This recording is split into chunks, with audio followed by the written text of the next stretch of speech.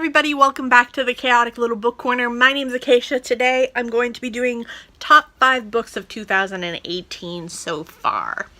So I'm going to be going in order of least to most enjoyed. I loved all of these. Don't think I didn't enjoy them. Blah, blah, blah. Super excited to share all of them and would recommend all of them. So, let's start with The Handmaid's Tale by Margaret Atwood. Definitely the least I've enjoyed out of the 5. But I really enjoyed it for what it is. It is a dystopian feminist story. I really loved it. It talks a lot about reproduction and what would happen in an apocalyptic society or dystopian society.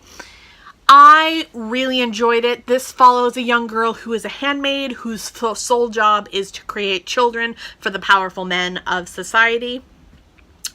There are rituals in this story that are dark and really twisted. There are parts of the story that are really dark and really twisted. There are actions done by other men and females that are really terrible and really scary. I really enjoyed this book. You know me, I like my darker fiction. I really enjoy it. Even with my trauma, I've talked about this with my therapist. And what we've come to the conclusion of is I honestly don't know how to read contemporary low-grade fiction because I am so conditioned to need adrenaline because my body is constantly in a sense of urgency because of my trauma. So I don't know how to relax. We're working on it and we're getting there, but right now I'm still in that headspace where I need the drama because otherwise I feel bored and underwhelmed. So Handmaid's Tale. It's what happens. It's fine. So, The Book of Essie by Megan McLean Ware. This is the story of a young girl named Essie who gets pregnant at the age of 17, and she's the daughter of 2 Christian people who have a Christian family that is the star of a reality TV show, and she gets pregnant and they have to decide what to do with the baby. So instead of getting an abortion or trying to adopt the baby as their own, what they do is they send her to get married, and the relationship she has with the man who she's supposed to marry is very interesting and very different. And there is a journalist who is following the story, but there's more to the story than meets the eye. It is really interesting, really, really fun to read. I would definitely say if you are Christian, this may feel like Christian bashing. I am not going to tell you that it's not going to feel that way, because it is. I have met some Christians who follow this mentality and who are almost cult-like, and they deter me from religion. They do. They make it uncomfortable. They make it weird. And I don't like religion because of the people that I've met. There are also people that I've met that are wonderful, good, kind-hearted Christians who believe everyone should be loved. And I really respect those people. So I've seen it both ways, but this one definitely follows the more cult-like Christian. So just be forewarned that it's not personal, but it will potentially feel a little harsh. Next, we have Octavia Butler. I knew there would be a Butler on this list of books. This is Parable of the Sower. This is the first in a duology about an apocalyptic society. I've done a full in-depth review on it. I will link it in the cards. This is really interesting, okay? The thing about this that I really loved is it follows a young girl named Lauren who is the product of a young man who is a minister, and they're living in a gated community, and one night the people from outside the gated community come in and rape and pillage, and they destroy the gated community, and she and 2 other members from the community have to go and try and find other places to live carefully and safely. So they head north. This is really interesting. She is trying to come up with her own religion and her own ideas, and it is following a different kind of God, and it's really interesting and really invested. This, again, was another conversation about religion that I really appreciated. I really liked the conversation that it had about survival and what could happen in a more dystopian apocalyptic society.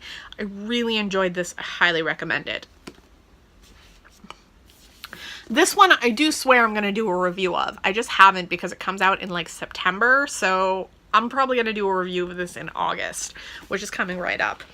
But I absolutely adored this. This is The Wildlands by Abby Genai. I don't know if I liked it better than The Lightkeepers, I'm going to be honest, but I adored it. And this is the story of a family of teenagers who, when they were young, their father died in a tornado and their mother died before that.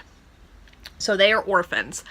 And to survive, the oldest of them gets a job and starts living out of this trailer with her siblings. And she takes advantage of all of the press inquiries that come her way after the death of their parents. And that gives them enough money to kind of settle down and start a life together. But in the process, it upsets the son and brother of the family so much that he leaves. And then one night there is a shake within the community, like the ground shakes, and they find out that there has been an explosion at a local cosmetic company, and they don't know why. And then the brother shows up again and takes the youngest of the family on an epic adventure that she doesn't really understand. I adored it. I really recommend it. If you haven't read Abby Genai before, I would definitely say that she's fantastic and great. I personally would start with The Lightkeepers. The Last Animal is her short story collection. If you like short story collections, start there. But I like The Lightkeepers the best. So, she's one of my favorite authors. I highly recommend her, and I definitely adore her. So, this is great. And then the one I enjoyed the most was Almost Love by Louise O'Neill. This, if you don't like unlikable characters, don't read this book. Plain and simple. This follows Sarah, I believe. Yes. And she falls in love with a man named Matthew, who is 20 years her senior. And he cares nothing for her. He uses her, he abuses her, and he treats her like garbage. But she is so focused on receiving and getting his attention and love that she throws away a lot of her life and does stupid things. And you spend the whole book watching her make mistakes and destroy herself in different ways, shape, and form, and it is just heart-wrenching, and I loved it. I felt so connected to it, and I felt so sympathetic towards her. I also felt really immersed in it, and I felt like I could relate 100%. I've had relationships with guys where I throw my entire person in and throw away relationships with other people and lose the ability to find myself and just get immersed in their love and affection, which is not being given. And it's just painful, and it's horrible, and it's really hard to read, and it's really wonderful. I really appreciated it, and there are some moments in here where I just sobbed. So I would say this is the best book of the year so far. I don't know if it's going to stay the best book of the year so far, but it's going to be hard to take that place. I'm going to tell you that right now. So yeah, those are the top 5 books of 2018 so far. I hope you liked this video. If you did, give it a thumbs up. If you loved it, click that subscribe button down below.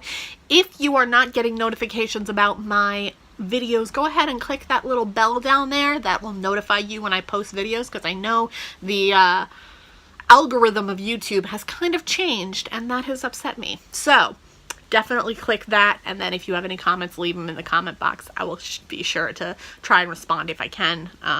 Sometimes comments are left and I don't really know how to respond, and also sometimes I get sidetracked and forget to comment back, and I do read all your comments, I just don't always get back to them, and I'm really sorry about that. But I will talk to you all in my next video, and I'll see you soon. Bye!